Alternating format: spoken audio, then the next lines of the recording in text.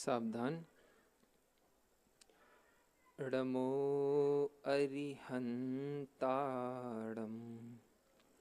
ड़मो सिद्धाड़म ड़मो आयरी याड़म ड़मो उवच्छायाड़म ड़मो लोए सवसाहूड़म।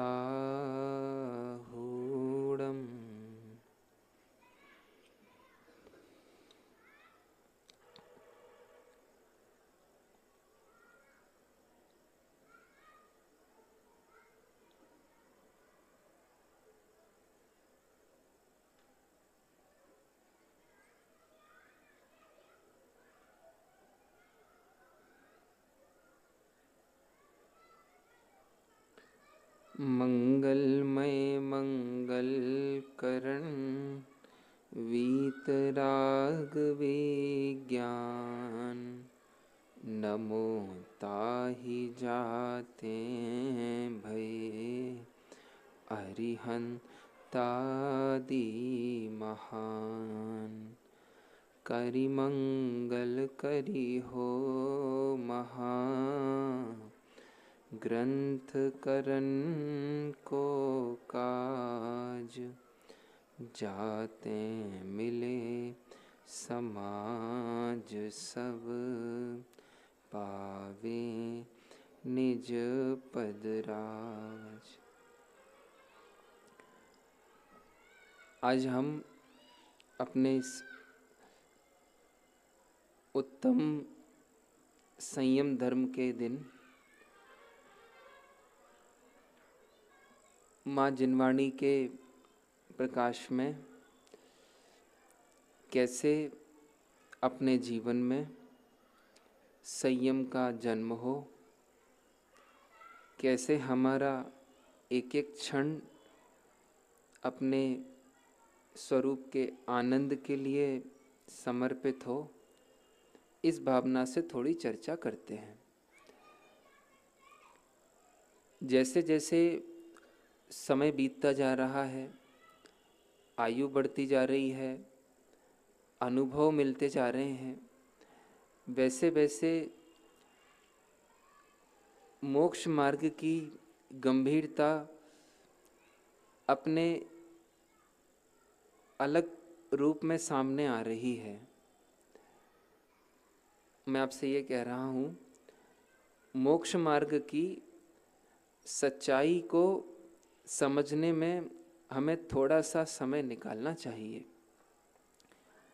हम लोगों ने सुन सुन करके, पढ़ पढ़ करके और कल्पनाओं से ऐसे ऐसे वहम पाल रखे हैं कि एक प्रकार से कहें तो हम ही अपने आत्मा के, अब भाषा ऐसी है कि खुद ही अपना गला घोंट देते हैं।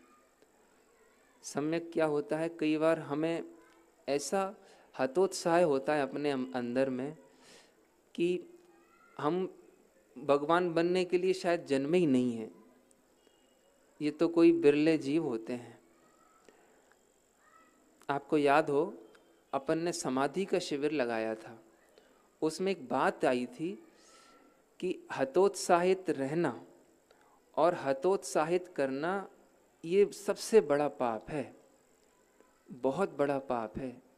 सुरेंद्र भैया, यूँ समझो, आपसे क्या कह दें, जब आपको लगने लगे कि मैं नहीं कर सकता, मुझ में वो लायकात नहीं है, आप यूँ समझो पूरे के पूरे जैन शासन पे एक चौकड़ी लग गई।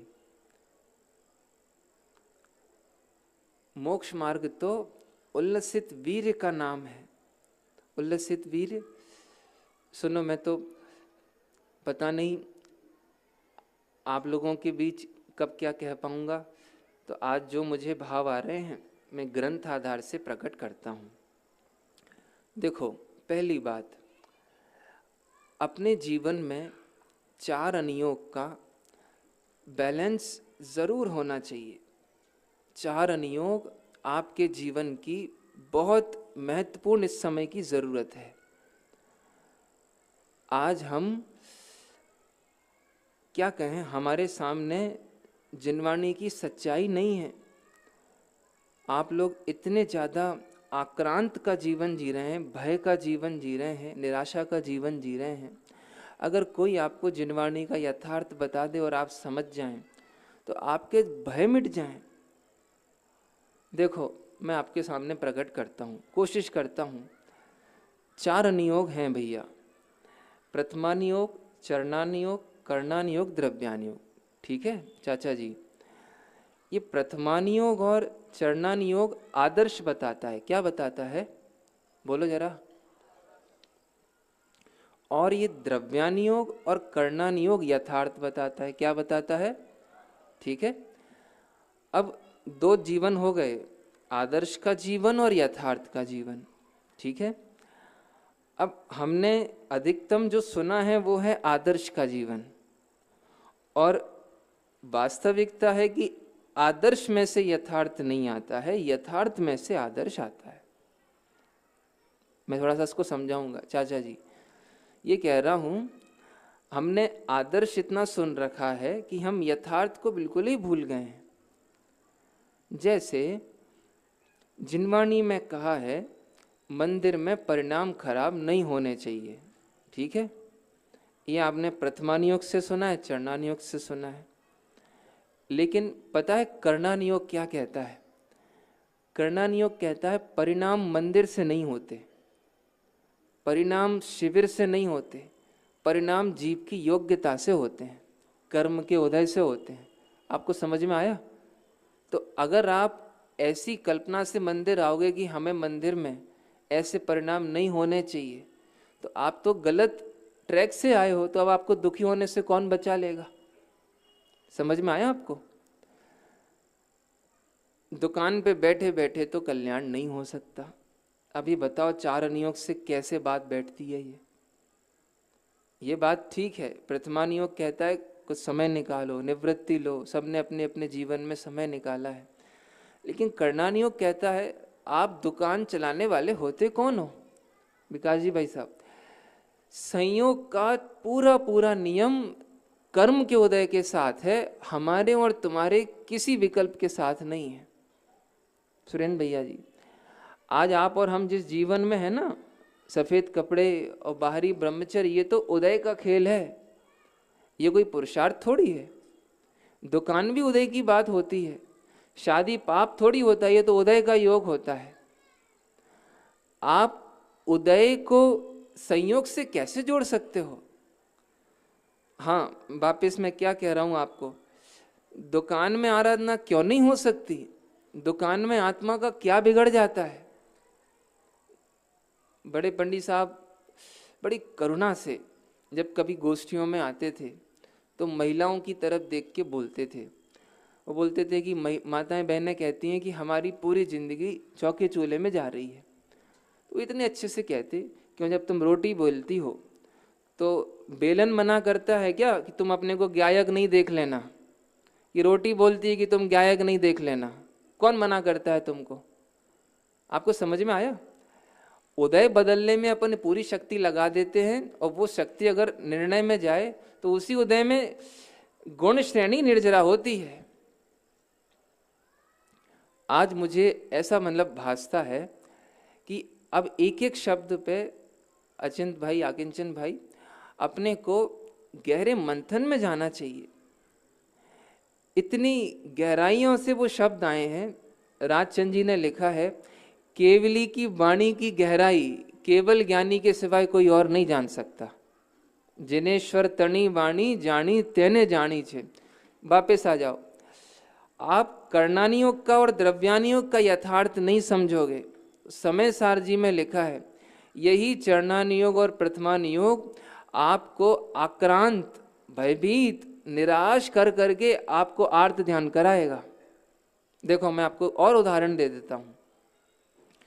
अभी आज अर्पित भाई सुनो, आज चर्चा आई हमारे आचौर्याणु व्रत की। जो लोग दोपहर में आए थे, आचौर्याणु व्रत की चर्चा चल रही है। और प्रकरण आया कि अचौर्याणु व्रत वाला ऐसे ऐसे चोरी करता है, चोरी की वस्तुओं का प्रयोग करता है, चोरी की वस्तुओं का ग्रहण करता है। ठीक है, हो सकता है व्यापार में कम ज़्यादा की बांट हो जाते हैं उसके। ठीक है, अब चरणान युग में कहते हैं कि एक परमाणु मात्र नहीं चुराओ, एक पैसे की चोरी नहीं करो। और चरणान युग में कहते हैं कि ऐसे ऐसे भी अतिचार लग जाते हैं। अब कैसे संधि बैठा लोगे आप इन सब चीज़ों की? ये कहता है कि देखो, नहीं होना चाहिए ये आदर्श है, और होते हैं ये यथार्थ है। आपको समझ में आया कि नहीं आया? आपको कहीं माहौल को देख के भय तो नहीं लग रहा है? देखो भाई साहब, मैं आपको एक अपना अनुभव सुनाता हूँ। अजिंत भाई अपनी पहली वेदी है और 3 सुंदर सुंदर एकदम सौम्य भगवान है, सबने देखा है। मैं तो अभी गांव के मंदिर ही देखने नहीं गया, अब कल जाऊंगा सुबह दर्शन करने। बोला बहुत कुछ बदल गया है। तो पहली वेदी और 3 खड़गासन की प्रतिमाएं, आदिनाथ, भरत, बाहुबली। मैं सुबह सुबह, एक दफ़े की बात है, कहीं से जयपुर से आया था कि लेट हो गया था, 9-10 बज गए थे। सुरेंद्र भैया मैं पूजन कर रहा था, पूजन। मैंने कहा चलो पूजन करके अपन भोजन लेंगे, समुच्चय पूजन पड़ रहा था। ठीक है, और उसमें फल का छंद आया, पिस्ता बादाम श्रीफल लवंग। मैं क्या बताऊं, भगवान को देख के पिस्ता ही पिस्ता देखने लगे मुझे। तो मैं अपने आप से सोच रहा था, अपन पिस्ता देखने आए कि पूजा करने आए? उस समय मैं अपने आप से बहुत ही ज़्यादा निराश हुआ। बताओ भगवान की पूजा में कैसे भाव आ रहे हैं। मैं तो ये कह रहा था, भगवान का गोल चेहरा रोटी जैसा दिख रहा था उस समय। कितने भगवान के सुंदर चेहरे हैं। बाद में मुझे समझ में आया, ये मेरी गलती नहीं थी, ये आहार संज्ञा का स्वरूप था। 9-10 बजे आहार संज्ञा जगती है। अब मैं इसका ही शिकार नहीं हूँ, कई मुझे लगता है आप में से भी कई लोग इसके शिकार होंगे। जो लोग नाश्ता करके विधान कराते हैं उन्हें विधान में पीड़ा नहीं होती, लेकिन जो सुबह से खाली पेट विधान करते हैं उन्हें मालूम होता है कि अर्घ बढ़ते हो यहाँ भूख बढ़ती जाती है। तो इसमें आपकी कहाँ गलती है? ये तो उदय की पीड़ा है। समझ में आया आपको? मैं बड़ी समझ लो दमदार तरीके से कहना चाह रहा हूँ, आपने जो कुछ अपना मान रखा है वो आपका नहीं है, वो पूरी तरह उदय का काम है। जो कुछ आपके साथ हुआ, जो कुछ हो रहा है, संयोग का पूरा नियम उदय के साथ है। हमारा कुछ अगर नियम बैठालना हो तो परिणामों से कह सकते हैं, संयोग का कोई नियम नहीं है। अपन बार बार संयोगों को ले ले करके अपने आप में ही दीनता से भर जाते हैं। हमने क्यों दुकान खोल ली, क्यों शादी कर ली, हम ऐसा कर लेते वैसा कर लेते। तो मैं समझ, अच्छा मैं एक बात कहता हूँ आपसे, आज आप लोग मेरे साथ थोड़ी चर्चा में शामिल होना। जिनवाणी में पाप के 2 रूप आए। एक वो पाप जो आप करना चाह भी रहे थे और कर भी गए, और दूसरा पाप का रूप है कि आप चाह रहे थे लेकिन कर नहीं पाए। बताओ मामी जी, फल दोनों में से किसका लगता है?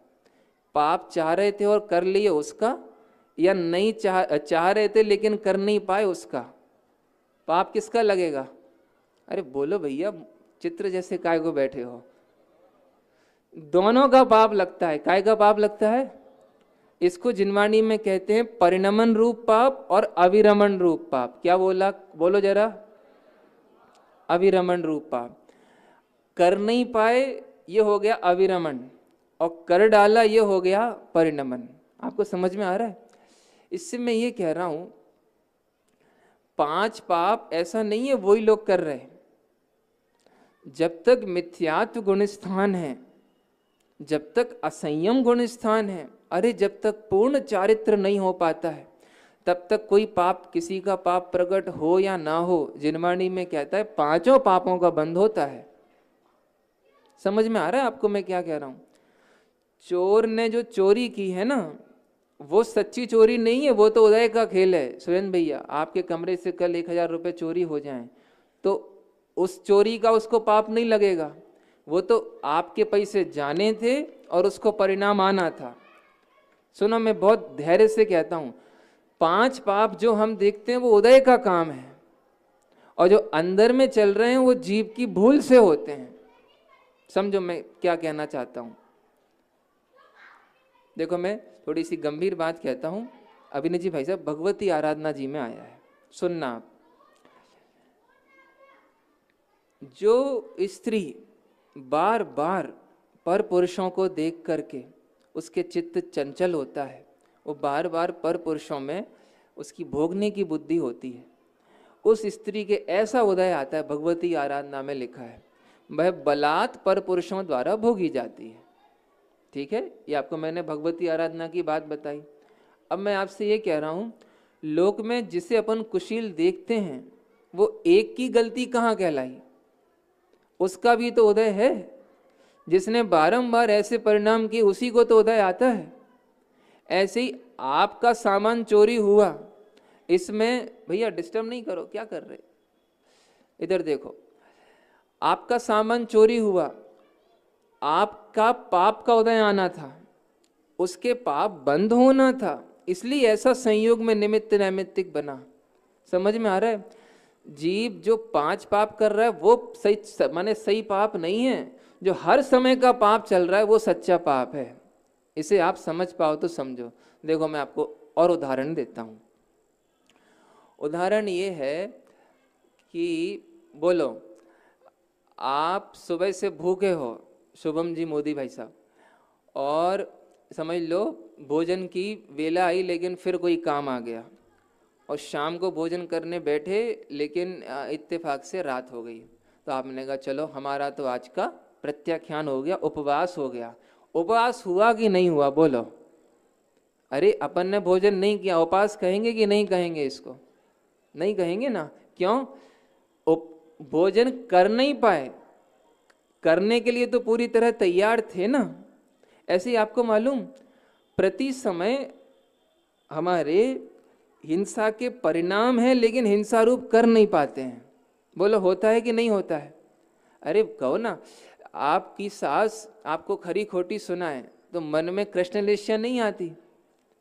हाँ, एक नौकर को दुकानदार डांटे तो नौकर को नहीं लगता अभी बस चले तो अभी इसका तो परिणाम तो हो ही गए ना। तो 5 पाप रूप हम जो कर लिए वो पाप हैं, या जो प्रति समय मन में चल रहा है परिणाम वो पाप है? समझ में आया आपको? अब मैं थोड़ा सा और आगे बढ़ता हूं, बड़े ध्यान से सुनना। मैं आपको यूं समझ लीजिए, सोनू भैया हमें अभी ये बात समझ में आता है, टोडर मल्ली साहब ने ऐसा लिखा है, संजय जी भाई साहब, अगर वक्ता श्रोताओं को जिनवाणी से जीवन के समाधान नहीं दें तो वो बड़ा अन्याय और अनादर करके आते हैं। इसलिए हमें ऐसा लगता है कि आपको जिनवाणी की उन बातों से ताल्लुकात कराना चाहिए जो आप या तो अभी तक समझ नहीं पाए या अभी तक आप उस पर दृढ़ नहीं रह पाए। सभी ध्यान से सुनना, आप जिस चीज को रो रहे हो उसमें आपकी गलती नहीं है, वो सीधे सीधे उदय का काम है। आपको मालूम, हमें मालूम है खनिया दाना जिन जिन की शादी हुई है उन्होंने स्वप्न में भी नहीं सोचा था कि हमें खनिया दाना आना है। हमें तो मालूम पड़ा, पहले खनिया दाना में नल नहीं आते थे, हमने भी देखा टैंकरों से पानी भरते थे और लाइट नहीं रहती थी। तो कई लड़कियां ये बोलती थी कि हम कोई भी सूखा खेड़ा में चले जाएंगे, खनिया दाना में नहीं आएंगे। लेकिन वो कैसे आने से रुक जाएं, उनकी नियति थी खनिया दाना। समझ में आया? जयपुर आने वाले 100 बच्चों में से 90% बच्चे ऐसे होते हैं जिन्होंने कभी जयपुर का नाम सुना नहीं और इत्तेफाक से आ गए। आपके साथ जीवन में जो हो रहा है वो सीधे सीधे उदय का पूरा खेल है। ऐसे ये अचिंत भाई है, इन्होंने तुमने कॉमर्स का किया है ना, कॉमर्स की पढ़ाई करके ज्वेलर्स की दुकान पे बैठे हैं भाई साहब। ये भैया बीटेक है और हम लोगों के चक्कर में पड़ गया है। मैं ये कह रहा हूं, नियति का खेल आपको मालूम ही नहीं है। जिसे हम समझ रहे हैं हमने किया या हम नहीं कर पाए, उदय का काम था। आपने तो सिर्फ एक ही काम किया है, पता है, अभी तक जिंदगी में आपने सिर्फ अज्ञान में ही जीवन जिया है, बस मिथ्यात्व में जीवन जिया है। बाकी आप बाहर के कौन से पाप करने का दंभ भर सकते हो? सुनो मेरी बात ध्यान से। नरक गति के नारकी पूरे जीवन भर कृष्ण लेश्या में जूझते रहते हैं, लेकिन इन परिणामों में अर्पित निकलने वाला एक एक नारकी संगी बनता है, सम्यक दर्शन की पात्रता लेके आता है। और देवगति के जीव अष्टानिका में नंदीश्वर, पंच कल्याणकों में समपशरण में जाते हैं, इसके बाद भी पृथ्वी काय, जल काय, वनस्पति काय में चले जाते हैं जीव। इसका मतलब पाप कोई अलग परिणाम का नाम है। जिसे हम समझते हम पाप से बच गए, वो पाप से बचना नहीं है, और जिसे हम समझ रहे हैं हमने पाप कर लिया, वो पाप नहीं है। क्या कहते हैं पापा जी, यथाख्यात चारित्र होता है, यथाख्यात चारित्र, और ये 10वें गुण स्थान के बाद जाके प्रकट होता है। इसका मतलब पता क्या है, 10वें गुण स्थान तक पाप होते हैं, इसीलिए तो बंद होता है। मुनिराज जान रहे हैं मैं जहां बैठा हूं असंख्यात त्रस्त जीव मर चुके हैं। आप वापिस झूठे पापों को अपने माथे पे नहीं लो और सच्चे पापों से जी नहीं चुराओ। क्या समझ में आ रहा भाई साहब? झूठा पाप ये है, हमने ना जाने हम कैसे भोगी हैं। हमें 1% चाहे जब खा लेते हैं, चाहे जब हमें टीवी देख लेते हैं, मोबाइल देख लेते हैं। अरे चाहे जब नहीं खा सकते, आप खा सकते हो, बोलो। आपके शरीर में जाना है, आहार संज्ञा निमित्त नैमित्तिक बनना है। आप ये मानो आप सदा जो अपने को खाने वाला मान रहे हो, भोक्ता मान रहे हो, शरीर मान रहे हो, ये महापाप है, महापाप है ये। और इस पाप के सामने उन पापों की कोई कीमत नहीं है। सुनो, मैं एक बात कह रहा था आपसे। बड़े पंडित साहब बहुत अच्छा कहते हैं, बड़े पंडित साहब अचिंत भाई, आप लोग बार बार आके मंदिर में भगवान के सामने कहते हो मैंने 1 इंद्रिय जीव को मारा, 2 इंद्रिय जीव को मारा, आज मैंने झाड़ू अच्छे से नहीं लगाई। क्यों भाई आकाश? हाँ, सम्यक अपन ने बच्चों को डांट दिया, पीट दिया। आप इन पापों की तो निंदा ग्रह करते हो, लेकिन आप में से किसी को ये लगता है अरे मैं अपने को मनुष्य मान रहा हूं, इससे बड़ा पाप और कौन होगा? ये प्रतिक्रमण कब करोगे? अरे मैं अपने को स्त्री मान करके इतनी दीन बन गई हूं। स्त्री मानते हो तो फिर पुरुष पे गुस्सा आता है, माँ मानते हैं तो बच्चों पे गुस्सा आता है। अगर स्त्री नहीं माना होता, स्त्री पर्याय में जन्म नहीं लिया होता, तो काय को ये देखना पड़ता? आई बात समझ में? मैं वापस बिंदु पे आके अगली बात करता हूँ। क्या नाम, नमन नाम है, क्या नाम है नमन का भाई? सब भूल भुला गए नाम। हाँ, समझ में आया? पाप जो अपन समझ रहे वो उदय से होता है। क्यों? आप जीव को मारते हो या उसके आयु कर्म पूरा होता है, वो आप उसमें निमित्त बन जाते हो। आप हिंसा कर सकते हो क्या? अरे बोलो ना, नहीं कर सकते ना। आप झूठ बोलना चाहो और नहीं बोल पाओ आप, और सत्य बोलना चाहो तो झूठ निकल जाए। क्यों? आप कई बार सोचते अपन काय को चुरा रहे पैसे, लेकिन क्या बताएं वही आदत पड़ी रहती है। आप चोरी नहीं करना चाहो तो चोरी हो जाए। अभी देखो मैं आपको बताता हूं,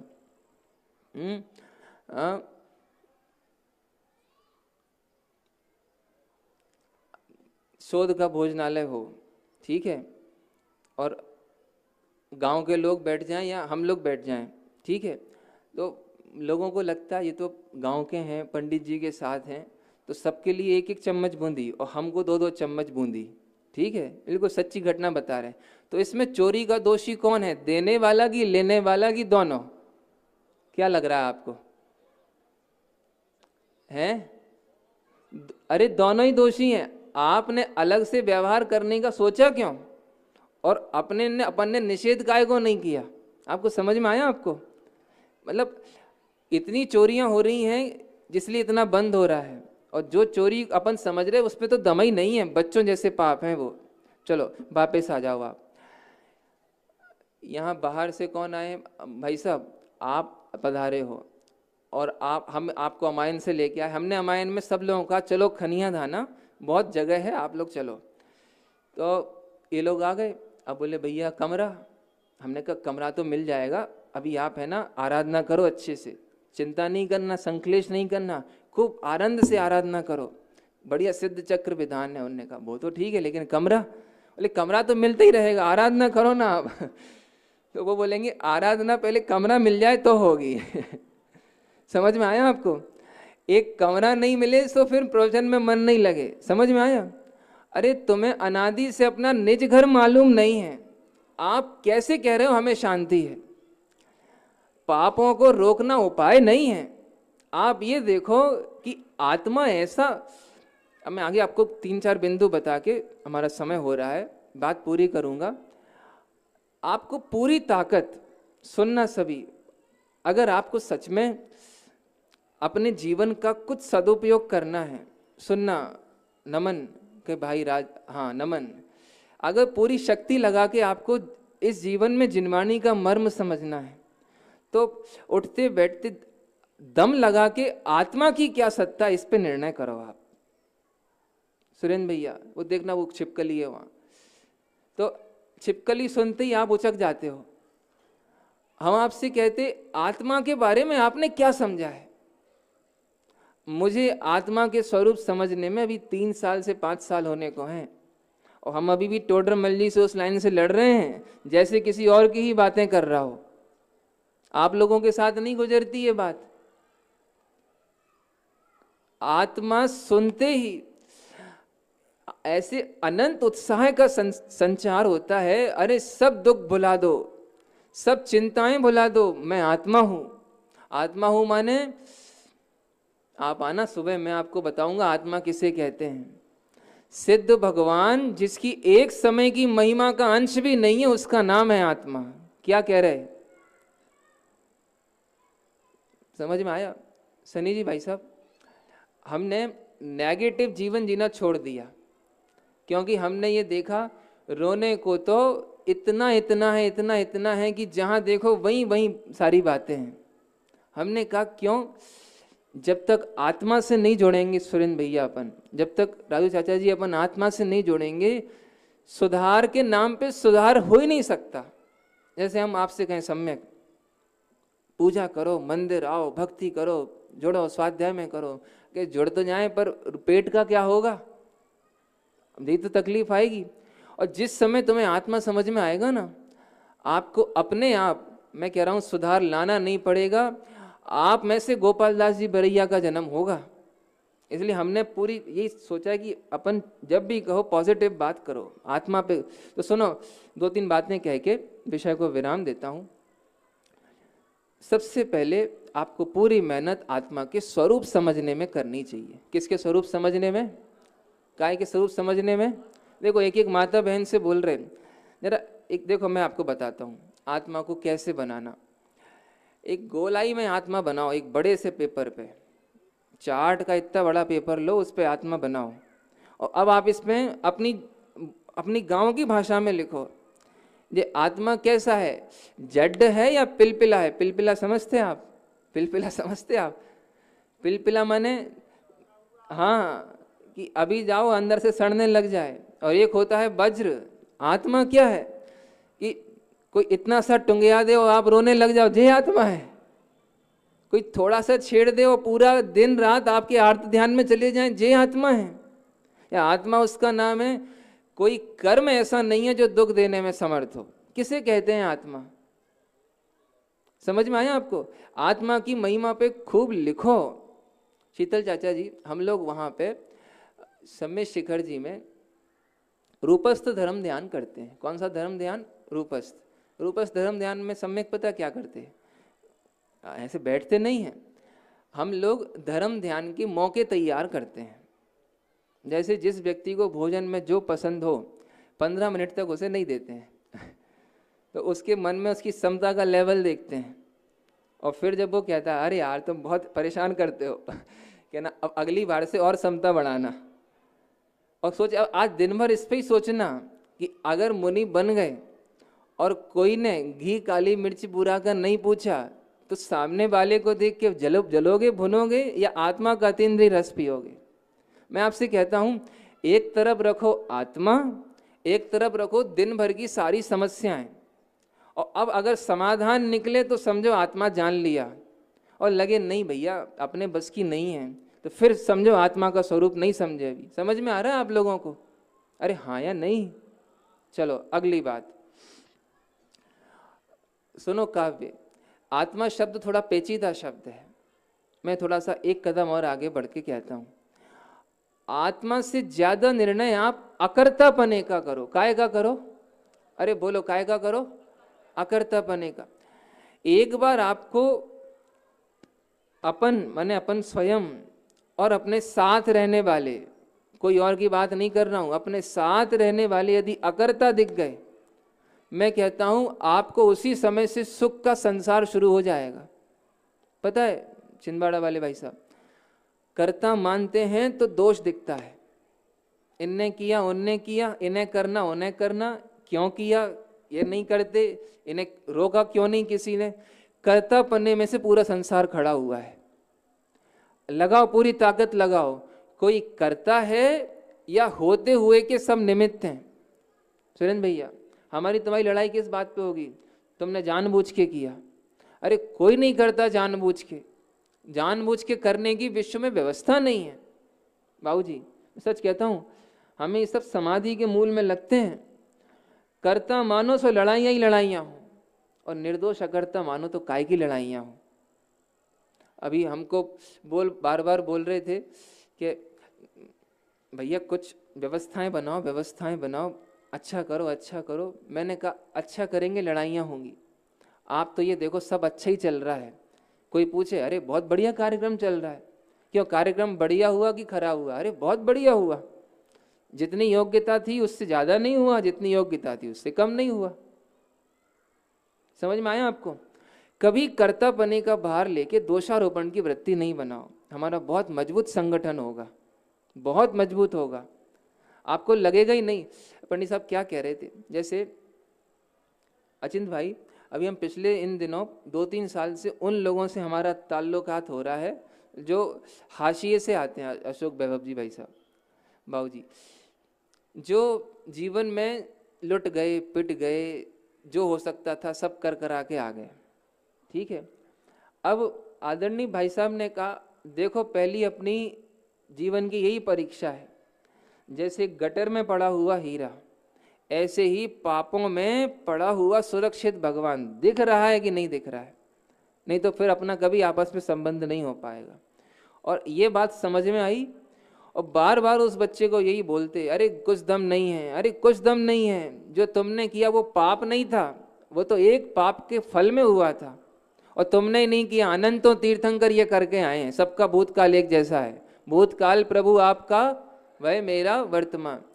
हम आपसे क्या कहें, जो काम हम वर्षों में नहीं कर पाते वो ऐसे बच्चे अभिनय जी भाई साहब महीनों में हो जाते हैं। मैं जिनवाणी गद्दी से बोल रहा हूं, वो शटावश्यक में एकदम चुस्त, उनके जीवन में साधर्मी वात्सल्य रग रग में दौड़ रहा है, जो जीवन में कहां कहां क्या क्या नहीं हुआ उनके साथ। हाँ बोलो, अंजन चोर को आज पंचम काल में क्यों याद किया जाता है? समझ में आया आपको? कर्ता मानने से लड़ाइयां हैं। अरे उसने वो नहीं किया, आप मेरे साथ बैठो, मैं आपको दिन भर बताऊंगा। उसने नहीं किया उदय से हुआ, उसने नहीं किया उनके जिनके पाप का उदय आना था इसलिए वो निमित्त बना, उसने नहीं किया कर्म बंधन होना था इसलिए हुआ। ठीक है, 2 बात हो गई। ठीक है, तीसरी बात, इंद्रिय ज्ञान का विश्वास बिल्कुल छोड़ दो। क्या बोला? कौन से ज्ञान का? ठीक है, पहला बोला आत्मा का गहराई से निर्णय करो, आत्मा में भी अकर्तापने का निर्णय करो, और इंद्रिय ज्ञान का विश्वास छोड़ो। इंद्रिय ज्ञान क्या चीज है? ज्यादा चक्कर में नहीं पड़ो। जो आपको लग रहा है उसका नाम इंद्रिय ज्ञान है, जो आपको पहली बात में लगता है उसका नाम इंद्रिय ज्ञान है, और इससे कुछ जो हटके है जहां आप सोच भी नहीं सकते उसका नाम अतीन्द्रिय ज्ञान है। ऐसी बात कह दी मैंने। जैसे आपको लग रहा है देखो भैया प्रवचनकार हैं, ये इंद्रिय ज्ञान है, ये कार्यक्रम संभाल रहे हैं इंद्रिय ज्ञान है, उनने बिगाड़ दिया इंद्रिय ज्ञान है, वो बनाएंगे इंद्रिय ज्ञान है। टोटल झूठी बातें हैं ये। अतीन्द्रिय ज्ञान है, इसका कोई न करता हरता। समझ में आया आपको? कोई नहीं करता। मैं सच कहता हूं सोनू भैया, सिद्धों का सुख अभी हमने ग्रंथों में पढ़ा था दादाजी, लेकिन आज हमारी खनिया धाना, उदाहरण दे रहा हूं, कोई शिकायतें नहीं रही ना, तो हमें खनिया धानों वालों के बीच आके सिद्धों जैसा सुख होता है। क्योंकि ना आपसे शिकायत है, ना आपसे, ना आपसे, ना आपसे, ना आपसे, अनंत शिकायतें मिट गई। तो अनंत शिकायतों के मिटने से अनंत सुख होगा कि नहीं होगा? समझ में आ रहा है आपको? अनंत शिकायतें नहीं रही तो अनंत सुख होता है। आई बात समझ में? हाँ, क्या कह रहा था मैं? इंद्रिय ज्ञान का विश्वास छोड़ो। जो आपको लग रहा है वैसा नहीं है। दुनिया बहुत व्यवस्थित है, बहुत सही है। हर जीव एकदम पवित्रता का पुंज है।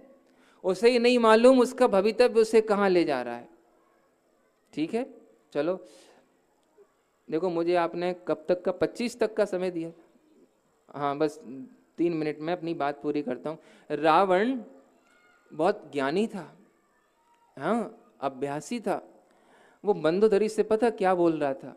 आज मैं क्या बताऊं, मेरे परिणाम मेरी बुद्धि का साथ नहीं दे रहे, ना जाने भवितव्य मुझे कहाँ ले जा रहा है। इस डायलॉग में पता है क्या छिपा हुआ है? इस डायलॉग में छिपा हुआ है रावण का उज्जवल भविष्य, तीर्थंकर प्रकृति। रावण कह रहा है मैं जान रहा हूं मैं गलत हूं, लेकिन मैं क्या करूं? आपको मालूम, रावण को सीता अपहरण से बंध नहीं हुआ। रावण के बंध का कारण मिथ्यात अनंत अनुबंधी है। समझ में आया? सीता तो अपने उदय के द्वारा अपहरण की गई। रावण अपहरण करने थोड़ी आया था, वो तो युद्ध लड़ने आया था। लेकिन एंड मौके पे परिणाम बिगड़े क्यों? इसलिए रावण का दोष बिल्कुल नहीं है। रावण का एक ही दोष है, वो अपने आप को पुरुष मान रहा था, भोगने वाला मान रहा था, सीता को स्त्री मान रहा था। खैर, इंद्रिय ज्ञान का विश्वास करते रहना। बोलो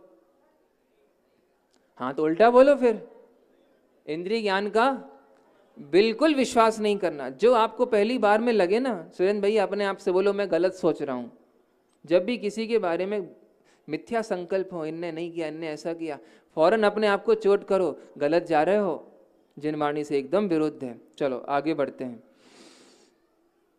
देखो भैया, व्यवहार से अनंत गुनी शक्ति परमार्थ को समझने में लगाओ। ना हम व्यवहार छोड़ने को कह रहे, ना परमार्थ कुछ करने को कह रहे, लेकिन परमार्थ क्या उसको समझने में लगाओ। आज मैं क्या कहूँ, ऐसा लगता है एक एक को अपने पास बैठाल के, जैसे कोई बड़ा भाई छोटे भाई को पुचकार के नहीं बोलता, ऐसे ही कहते अरे तुमने कर्म गलत पढ़ लिए, ऐसा उल्टा पढ़ लिया करना नहीं योग कि खुद ही दहशत में जी रहे हो, इसलिए थोड़ी लिखा था करना नहीं योग। कर्मों की 1% गलती नहीं, कर्म ने तुम्हें छुआ नहीं, कर्म तुम्हें अड़ते नहीं, पहले ये बात समझो। समझ में आया? राग को जिसे तुम सोच रहे हो हम भोगी हैं, हमारी कषाएं हैं, जोटी है एकदम बात। बड़े पंडित साहब एक बहुत अच्छी बात कहते थे, अर्पित सुनो। सब कहते हमारी निचली भूमिका है, हमारी कमजोर अवस्था है, हमारा राग है।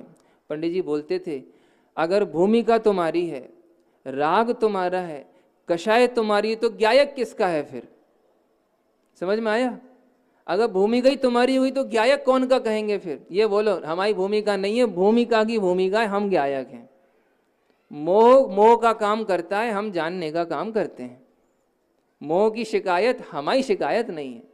आपको समझ में आया? मैं क्या बताऊं आपको, ऐसा लगता है जैसे कोई, समझ लो डूबता हुआ कोई आदमी किनारे आ जाए और अब उससे कोई डूबता हुआ नजर आए तो वो पूरी ताकत लगाता है जैसे मैं बचा इसे बचा लूं। ऐसे ही परमार्थ को जानने वालों को लगता है अगर ये जिंदगी में परमार्थ नहीं समझा और व्यवहार में ही जिंदगी निकल गई तो अनंत काल में निगोज जाने से कौन बचाएगा?